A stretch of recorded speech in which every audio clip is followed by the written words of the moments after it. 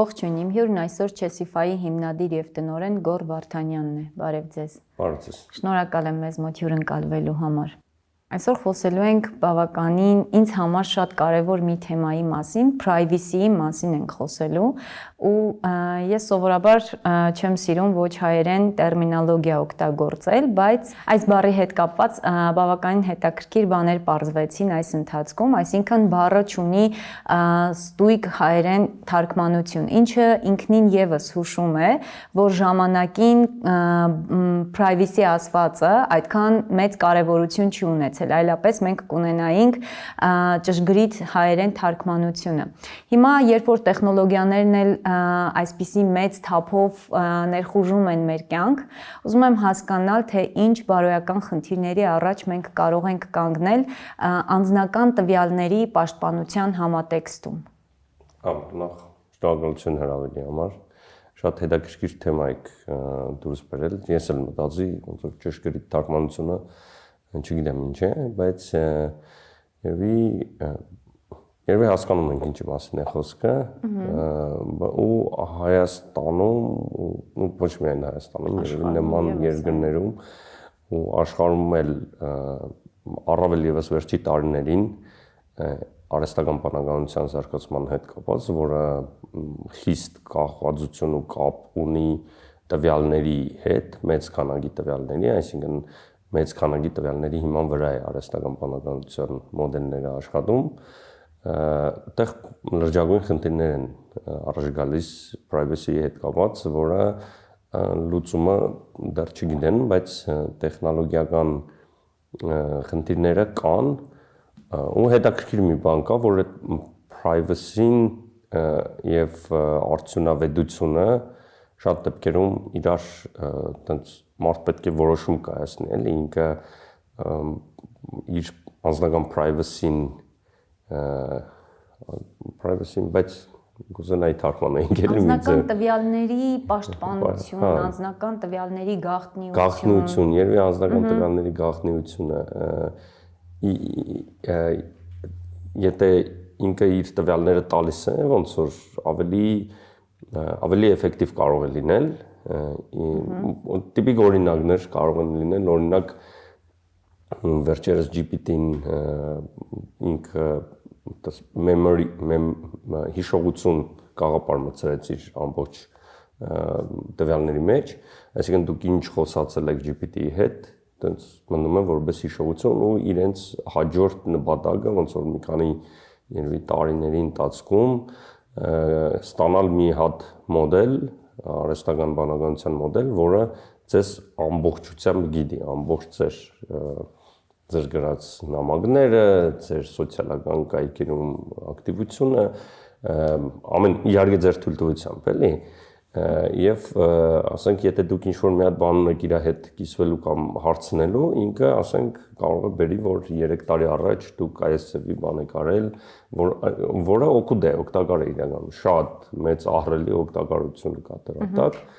Ու շատ հաճախ ինքը երևի ավելի շատ բան կիմանա մեր մասին, քան մենք, որտեղ մենք կզրուցենք, կմոռանանք։ Դա միանշանակ, մենք կմոռանանք, ինչ որ բաներ կա, այտենց նստված կտա, բայց ինքը հստակ կիմանա, էլի։ Ու հիմա հասկանալ թե դա օգուտ է թե վնաս, դա իմ կարծիքով privacy-ի համար մեկ խնդիրը նա է, որ ոչ թե խնդիրը, այլ ամենակարևոր կետը, որ պահենք privacy-ն, դա նա է, որ մարդը ինքնուրույն որոշի, թե իր տվյալները կիսվի, թե չկիսվի։ Բայց չեք կարծում, որ շատ հաճախ հարմարավետությունից կամ արդյունավետությունից, ինչպես դուք նշեցիք, ելնելով մենք օրինակ իրենք բավականին երկար ինչ-որ նոթեր են տալիս, որ մենք կարդանք ու համամիտ լինենք կամ չլինենք, հա, որպեսզի շարունակենք գործողությունները, շփումը, չգիտեմ եւ այլն, ու շատ հաճախ, եթե մեզ պետք է ասենք ինչ-որ մի բան, մենք այդ թռչնակ ասվածը դնում ենք եւ անցնում ենք առաջ, այսինքն չենք էլ ուշադրություն դարձնում դրան։ Հա, դա միանշանակ ու դա եթե դարձնում են մարդիկ շատ քչերն են դարձնում, այսինքն այդտեղ նաև գալիս է գրագիտության արդեն հարցը, թե հասարակությունը ինչքան գրագետ է իրեն պահում, ինչքանով են իրենք դա խնդիր համարում ընդհանրապես։ մեր հասարակության մեջ դա մի հատ շատ մեծ կատաստրոֆա է, այսինքն գնում ես ինչ որ մի տեղ երեխաների խաղալու տեղ է կամ ինչ որ մի տեղ է, ասենք անձնագետի տվյալ ուզում են, հեռախոսը ուզում են եւ ամեն ինչ ուզում են եւ դա, այսինքն ոչ մի կապ չունեցող էլի հենց տվյալ տարածքի հետ եւ խիստ կասկածում եմ, որ իրենք տեխնոլոգիական տեսանկյունով բավարար պաշտպանված են կամ լուրջ են վերաբերվում եւ որ հարց է տալիս իսկ ինչի համար, ասենք որտեղ եք պահում, ասես զարմացած նայում են թե հիմա ինչ էլի։ Իսկ տեսեք, տեխնոլոգիական, այսինքն առաջընթացը բավականին արագ է տեղի ունենում եւ հավանաբար էթիկան որպես այդպեսին, որպես գիտակարգ չի հասցնում արձագանքել, բայց այդ չարձագանքելը միայն մեզ մոտ տեղական ինչ-որ խնդիր է, թե գլոբալ մակարդակով եւս այդ խնդիրը դուք նկատել եք։ Գլոբալ այդ խնդիրը շատ լուրջ ձևով կա, հենց տիպիկ օրինակներից մեկը, որ եվրոպական երկրները GDPR-ը օրինակ թույլ չի տալիս իմ անձնական կարծիքով ու ոչ միայն իմ թույլ չի տալիս որ բավարար չափով զարգանա Եվրոպայում արհեստական բանականության հետ կապված աշխատանքները ի տարբերություն օրինակ ԱՄՆ-ի եւ շատ մեծ սկանդալ եղավ մի քանի ժամանակ առաջ որ Facebook-ը Meta-ն իր տվյալները, իր արհեստական բանականության մոդելը train անելու համար հայտարարեց, որ իրենք 2007 թվականից հետո Facebook-ի բոլոր գրառումները, բոլոր մարդկանց ոնց որ օգտագործել են այդ մոդելը train անելու համար եւ դա շատերի կարծիքով դա հենց GDPR-ի, այսինքն Եվրոպայի տվյալների պաշտպանության օրենքներին ու էթիկայի կանոններին դեմ էր, որտեղ մարդիկ չգիտեն, այսինքն հիմա իմ ձեր մյուսների Facebook-ի օրինակ ամբողջ գրած ինֆորմացիան ոչ միայն train, այսինքն ոչ միայն սովորեցվել է այդ ինֆորմացիայի հիման վրա այդ մոդելները, այլ ինքը արդեն այնտեղ է, այսինքն հնարավոր չի ջնջել, ինքը բազա չի էլի, որ GDPR-ը այդ ձևի բանն է, չէ՞, որ մարդը օրինակ ես պետք է կարողանամ մտեմ եւ ասեմ իմ անձնական տվյալները ամբողջությամբ ջնջեք, եթե ինչ որ միտեղ տվել եմ, որը Եվրոպայի կանոններով է աշխատում, Եվրոպացին կարող է ասի, որ իմ բոլոր տվյալները ինչ ունեմ, ջնջեք ու հետք չպետք է մնա եւ պետք է դա ապահովի։ Հիմա այդ մոդելի միջից ջնջել հնարավոր չի, որովհետեւ ինքը արդեն սովորել է։ Եվ ինչ է ջնջես, չգիտես ինչ է սովորել, էլի շատ է սովորել, քիչ է սովորել։ Ու մեծ խնդիր է, հիմա այսինքն դա չլուծված հարց է, էլի հիմի պատերությամբ, այսինքն չեն հասկանում ինչ անել։ Մյուս կողմից դա բացասական մասն ենք նայում, էլի։ Մյուս կողմից դա նաև գրավականն է նրա, որ ասենք գիտական, տեխնոլոգիական զարգացումը ապահովի։ Նույն ձև բժշկական տվյալների վրա կան, հա, օրինակ տվյալներ հավաքագրել եւ այդ տվյալների հիման վրա վերլուծություն անել, թե մարդը ինչ խնդիրներ ունի, ինչ հիվանդություն կարող է ունենա եւ այդ երկուսը իրար հետ է կապված, էլի, եթե դու չես տալիս ոչ մի տվյալ, այսինքն ոչ ոք չտա կամ մեծ մասը չտա, այդ տեխնոլոգիան չի կարողանա զարգանա։ Եթե շատերը իրենց անձնական տվյալները, պատկերացնում եք առողջական տվյալներն ինչքան անձնական են, եթե շատերը կիսվեն, ինքը ոնց որ մյուս կողմից գրավականն է, որ տեխնոլոգիան ավելի արագ զարգանա։ Ես դեմ չեմ, որ մենք այդ տվյալները տանք, բայց այստեղ հարցի մյուս կողմն է գալիս, ինչքանով են պաշտպանված այդ տվյալները։ Հենց նույն առողջության վերաբերյալ տվյալները, որ մենք տալիս ենք տարբեր բժշկական հաստատությունների, ինչքանով վստահ լինենք, որ այդ բժշկական հաստատությունները իսկապես բարեկիրթ, բարոյական վերաբերմունք կցուցաբերեն դրանց նկատմամբ։ Այդտեղ երկու խնդիր կա, ինչքանով է ոնց որ էթիկայի խնդիր կա, մարդիկ ինչ ձևի են վերաբերվում այդ տվյալներին, օրինակ բանկի աշխատողը Հայաստանում կարա լինի, լսել եմ էլ նման դեպքեր, ասենք կարող է ինչ-որ մտնի ինչ-որ մեկի անձնական բանկային տվյալները նայ, ուղղակի, այնց ինքը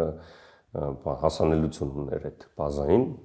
եւ կարող է նայ, դա բարոյական մասն է, այսինքն էթիկայի խնդիր կա եւ կա տեխնոլոգիական խնդիր, հա, որ այնպիսի պաշտպանվածություն, այնպիսի տեխնոլոգիապես առանձնացնել այդ ամեն ինչը, որ հնարավորինս անհասանելի լինի, որը էլի երբեք 100%-անոց չի լինում, բայց ամենայն դեպս այդ առավել եւս շատ արագ զարգացող ստարտափներում, տեխնոլոգիական ստարտափներում դա ահռելի մեծ խնդիր է, որովհետեւ այդ ծավի բան կա, հա, անվտանգությունը կամ privacy-ին հագադարձ համեմատական է էֆեկտիվության աշխատանքային թիմի, այսինքն ինչքան տենց ցկում ես բաները այդ ամեն ինչ որ հանկարծ ոչ մի ինֆորմացիա դուրս չգա, ամեն ինչ 100%-ին մոդ լինի անվտանգությունը, այդքան թիմն ավելի դանդաղ է աշխատում, այդքան նորարարություն անելն է ավելի դժվար, որովհետև ամբողջությամբ պետք է մտածես մենակ այդ ուղղությամբ, եւ այդ բալանսը պահելը շատ դժվար է, ու չկա լուծում, կամ այն է, կամ այն էլի, այսինքն օրինակ մյուս օրինակներից ես ժամացույց բան այդ smart watch-ը, խելացի ժամացույց չեմ օգտագործում, հենց ավելի շատ privacy-ից ելնելով մի կողմից,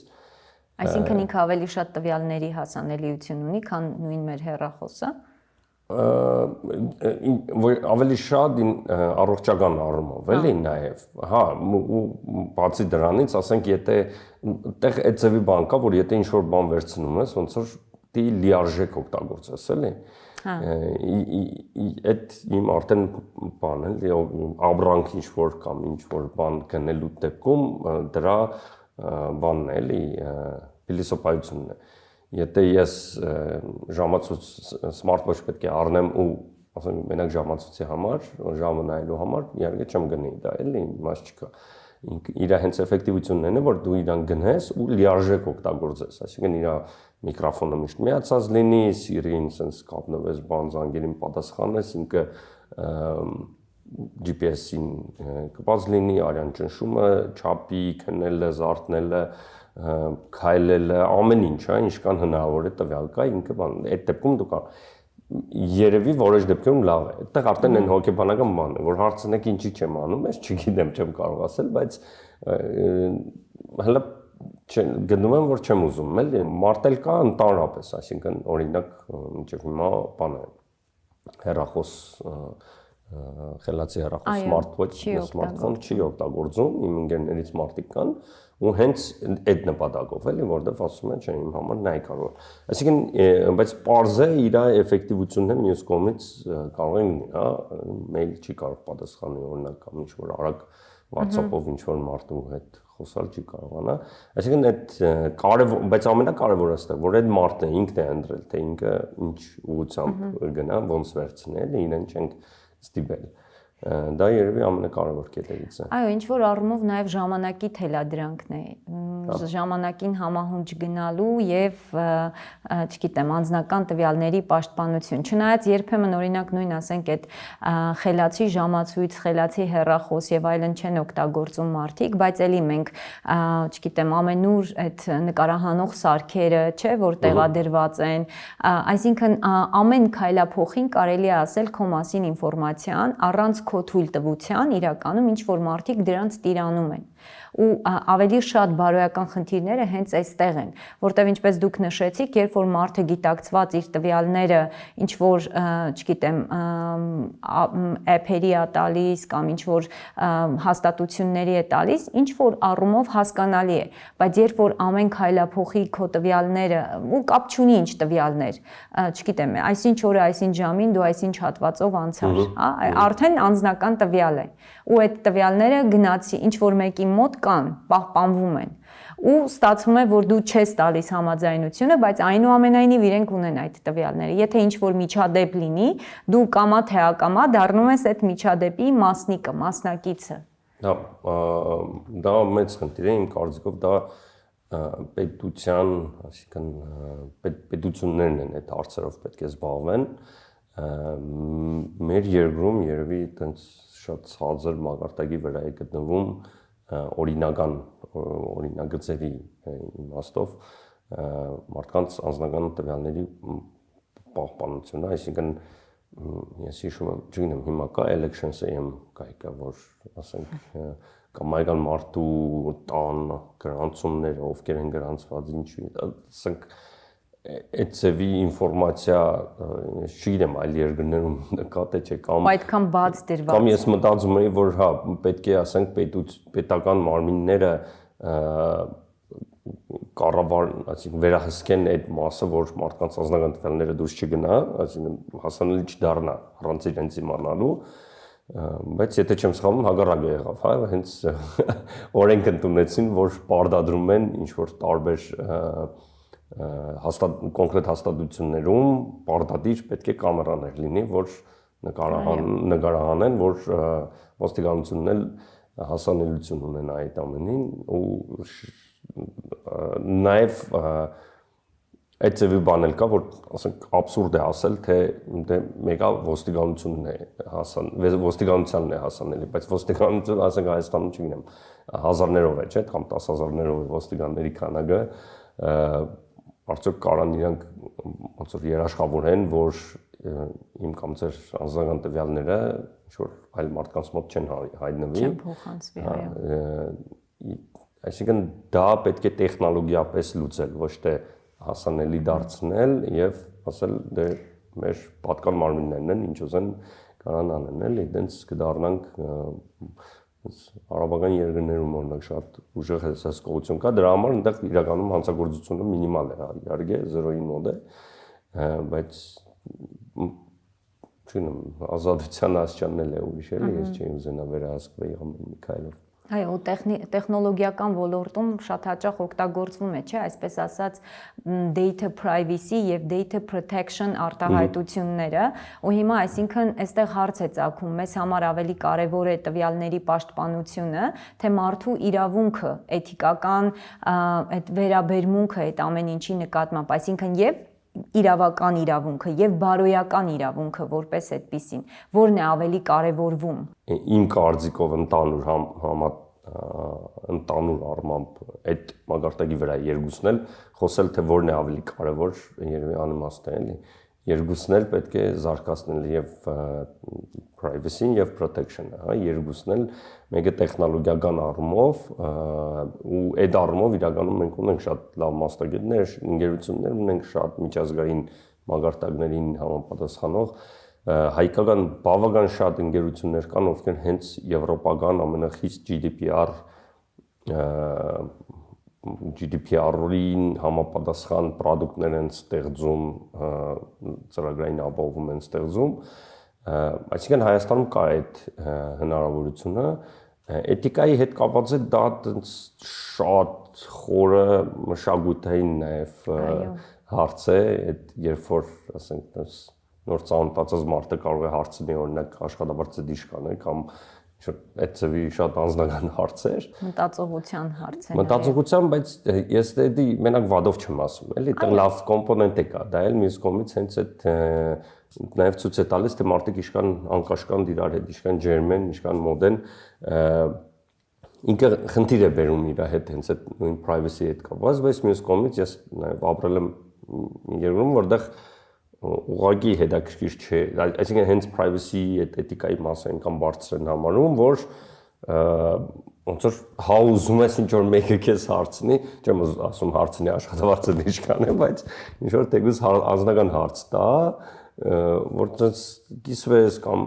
վերջ-վերջո այդ անձնական հարցերով են, էլի մարդիկ իրար ավելի էմոցիոնալ մտերմանում, կապվում,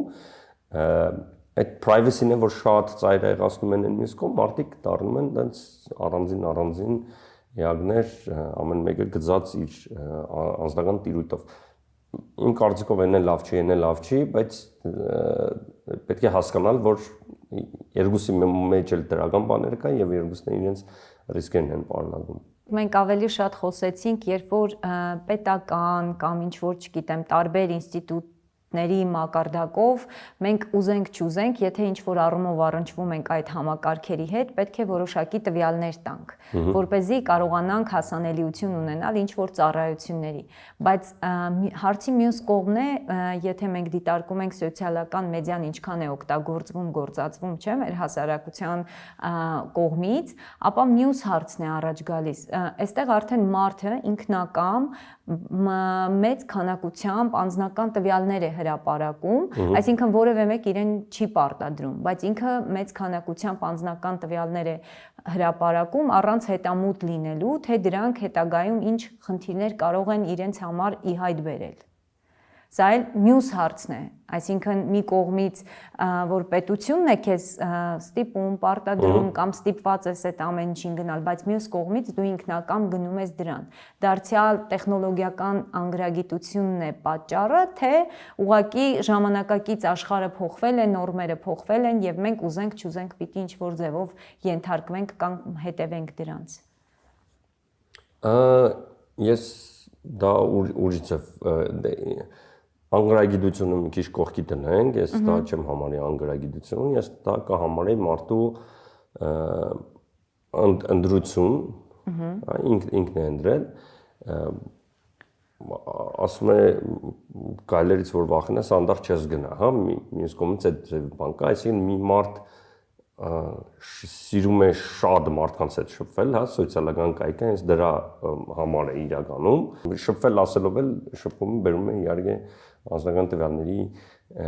հենց դա է, չէ՞, կամ այգան միտք որ գրում եք, դա ձեր հենց ուղեղից ինչ որ բան վերցրիք տվեցիք, դա էլ է ձեզ բնութագրում։ Երբ որ շատ եք տալիս, կարելի է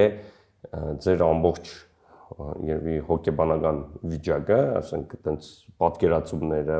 մտահորիզոնը, ինչ տրանսֆորմացիայի միջով եք անցել, ասենք 10 տարվա ընթացքում, ոնց եք մտածում 8 տարի առաջ, ոնց եք հիմա մտածում, կարելի է այտենց դուրս բերել այդ ամեն ինչը։ Ես այդտեղ շատ մեծ խնդիրներ չեմ տեսնում։ Ես տեսնում եմ, որ կարող են խնդիրներ լինել, բայց եթե մարդը ոնց որ ընդրում է, ուզում է ինքը այդ ուղղությամբ իր համար ինքը պատկերացում ունի, որ դա ռիսկեր կարող բերի, բայց նաև հիմի ինքը իր համար դա շատ լավ է, հաճելի է, ինքը շատ մեծ քանակի շփում է, էներգիա է ստանում, իր գաղափարներն է փորձում կիսվել, ստանալ հագարակ գաղափարներ,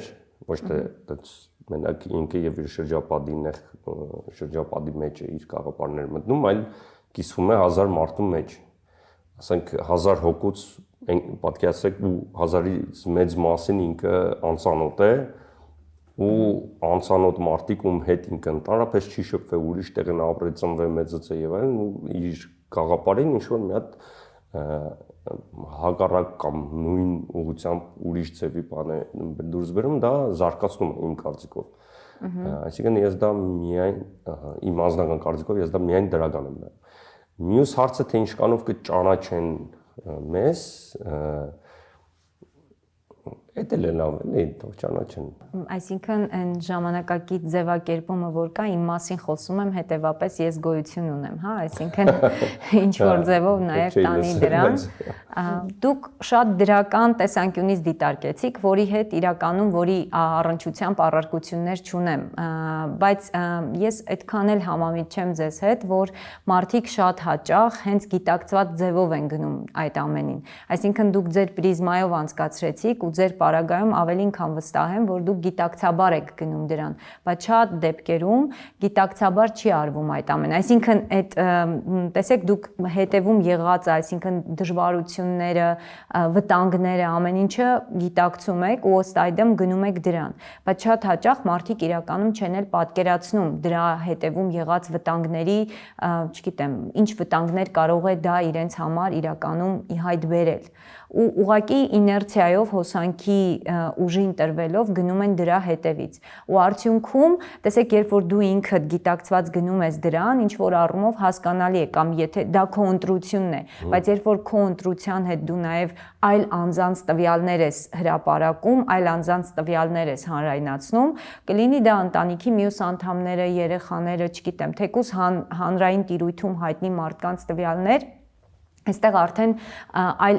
հարցեր են ի հայտ գալիս, այն բարոյականության համատեքստում։ Հա, երևի պետք է շատ պատասխանատու լինել ուրիշներին։ Օրինակ իմ երեխաները երբ որ ինչ-որ տարիքի հասան, ես հիմա ասենք միայն իրենց թույլտվությամբ եմ իրենց նկար կամ բան հրապարակում կամ ինչ-որ մեկին փոխանցում, նույնիսկ երբ որ իրար հետ ենք նկարված,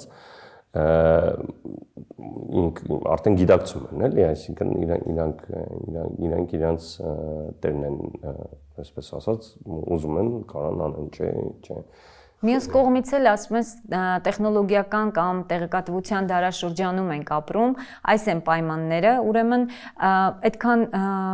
լարված ձևով ամեն ինչի հետևից չընկնել եւ ամեն ինչը բաց թողնել ու այդ հոսքին տրվել ու գնալ դրա հետևից։ Այդ էլ կա, ես ամեն ինչին ավելի պոզիտիվ կնայի, էլի, այսինքն ինչի համար տենց շատ ջղաձգված այդ ձևի ապրել են մյուս կողմից շատ դժվար։ Երևի եթե աշխատում եք ինչ-որ տեղ, որտեղ չի, ասենք, ամեն ինչ պետք է տենց սահմանափակ լինի, հա, այդտեղ պետք է լուրջ զբաղվել, բայց դա արդեն ուրիշ հարց է, էլի։ Դա էլ է ընտրության հարց ամեն դեպքում։ Այսինքն էլի դուք եք ընտրում, որ նմանատիպ միջավայրում եք աշխատում։ Ես պոզիտիվ եմ մենակ նայում, էլի, նույնիսկ հակառակ, երբ որ մարդու մասին ավելի շատ ինֆորմացիա կա, դա ավելի վստահում է։ Միանգամից վստահելիության մակարդակը շատ բարձրացնում է, պրիտոմ կարևոր չի, էլի, դրական ինֆորմացիա բացասական, այսինքն չեմ ասում մենակ բացասական, այսինքն ընդհանուր առմամբ այդ մարդը, ասենք, բաց մարդ է, հետևաբար շատ ավելի քիչ է ռիսկերը, էլի, վստահության աստիճանը բարձր։ Իրականում մարդիկ ենթագիտակցորեն են այդպես, հա, երբ որ sense շփվում են, պարզապես չի բանում լինի։ Երբ որ մարդը զգում ես շատ sense ասած թաքցնելու բան չունի, կա այն է ինչը կա, ավելի շատ են այդ մարդու հետ հարաբերվում, էլի, ավելի հետաքրքիր են լինում իր հետ։ Չնայած որ Միշել Ֆուկոն ասում էր տեսանելիությունը թակարդ է, բայց ժամանակակից աշխարհում առանց դրա երևի թե հնարավոր չէ հաշվի առնելով նույն անգամ տարածական ձևափոխումները, չէ, այսինքն այդ open space կոչվածները, բաց տարածքները, աշխատավայրերն են փոխվում, ապակեպատ է դառնում, չէ, այսինքն եթե առաջ նույն բանտերը, դպրոցները, բանկերը եւ այլն հաստ մեծ պատերով էին, ժամանակակից աշխարհում այդ ամեն ինչը ավելի փոխվեց, ավելի թափանցիկ դարձավ, իրականում դրա հետևում նույն Ֆուկոն ասում էր, որ թաքնված են, որ մարդիկ որպեսզի վերահսկողներին այդքան շատ ռեսուրսներ չծախսվեին վերահսկողների վրա, այնպես արեցին, որ մենք մեկս մյուսից հետևող դարձանք, հա, եթե շատ տենց վերաձևակերպեմ իր ասածները։ Ես շատ մեղմ ասած ընդհանրապես համաձայն չեմ պարոն Ֆուկոյի հետ, այդ առումով բան կա էլի, տենց պատճառը հետևանքային կապը խախտված է իմ կարծիքով։ Իմ կարծիքով հակառակն է, մարդիկ շատ ավելի լավն են ու լավ բան են ուզեց անել, որի արդյունքում, այո, վերահսկողության կարիքը քչացել է, բայց ոչ թե նրա համար, որ մարդիկ իրար են սկսել վերահսկել, այլ նրա համար, որ այդ միջավայրը ստեղծելու արդյունքում վերահսկելու կարիք էլ խոշոր հաշվով չի լինում, քիչ է լինում այն մարդիկ ավելի լավն են դառնում, որ դեպքում են մարդկանց ուզում վերահսկել, երբ որ ռիսկ կա, չէ՞։ Հիմա իմ պատկերացումով բաց միջավայրում, ազատ միջավայրում, բաց, ազատ հոմանիշ են դրա դեպքում, թափանցիկ, այդ միջավայրում ռիսկն է իջնում, որ մարդը իրեն Ինչի հաշվին է իջնում այդ ռիսկը, որովհետև ամեն ինչ տեսանելիության դաշտում է դրված, չէ՞։ Դա կարելի է մեկը, օրինակ, պարոն Ֆուկոն կմեկնաբանի դա, որ նրա հաշվին է, որ բոլորը նայում են, թե ինչ անում, իսկ ես դա կմեկնաբանեմ այլ ձև, որ մարդը ավելի սոցիալական էակ է, շատ ավելի կապված սոցիալական էակ է դառնում եւ այդ պարագայում ինքը ինքնուրույն բացասական մտքերից կամ քայլերից ինքն է հետ կանգնում, ոչ թե նրա համար, որ իրեն նայում են, այլ նրա համար, որովհետև պոտենցիալ կարող են նայել, այսինքն հենց ինքն էլ է տանում դրան, որ աստիճանաբար ամեն ինչ գնում է իր ինքնավերահսկողություն, ես հակառակ, չէ, ուղղակի լավն է, բարի են, լավն են դառնում մարդիկ ավելի։ Ես ուզում եմ այս դրական նոտայի վրա էլ ավարտենք, որ իսկապես տենց եթե դուք մտածում եք, որ մարդիկ շատ ավելի, այսինքն այդ թափանցիկությունը, այդ բացությունը իրականում գալիս է այն պատճառով, որ մարդիկ շատ ավելի բարի են դառնում իրենց բնույթով, որպես սոցիալական հասարակական էակներ։ Բայց այնուամենայնիվ էլի վերադառնալով մեր privacy թեմային, պիտի ասենք, որ սա փաստորեն ոչ միայն անձնային խնդիր է, այլ նաև հանրային կամ մարդկային խնդիր է, այսինքն միայն ինքդ քեզանով կամ քո անձնական տարածքի պաշտպանությամբ դեռ խնդիրը, այսպես ասած, լուծված չենք կարող համարել։ Այո։ Շնորհակալ եմ շատ։